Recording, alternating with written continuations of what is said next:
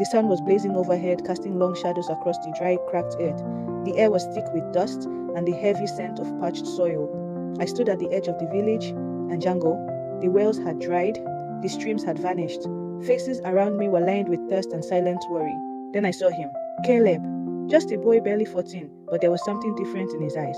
A quiet fire, determination. He held a small satchel, light on his shoulder but heavy with hope. The village elder, Mama Gina, leaned in and whispered something in his ear. He nodded, and without looking back, Caleb stepped into the jungle. I followed. The forest swallowed us whole. It wasn't just trees and vines, it was alive. The leaves whispered.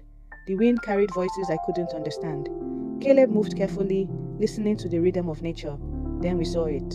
An old lion groaning in pain, a thorn stuck deep in his paw. Caleb didn't flinch. He knelt slowly, gently, and removed it. The lion met his eyes, nodded once, and disappeared into the trees. Later, a snake lay coiled in the sand, too weak to move. Caleb shaded it with a cloth from his bag. Again and again, kindness poured from him, effortless, instinctive, and the forest responded. Each time, it gave him something in return. A song, a map, a whispered clue. On the third day, we reached the heart of the jungle. The trees grew taller here, as if guarding a secret. A massive stone lay before us, old and cracked, hiding something beneath. That's when the ground shook. A creature rose, towering, grey as ash, eyes burning like fire. A guardian of the well. It looked directly at Caleb and thundered, "Tell me, what is the greatest power in this world?"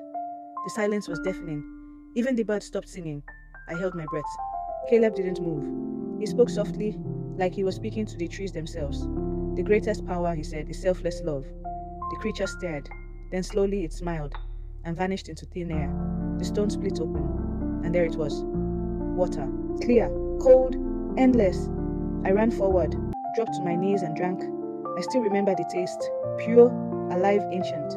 We filled our bottles, our hearts, and we brought it home. The village roared with joy.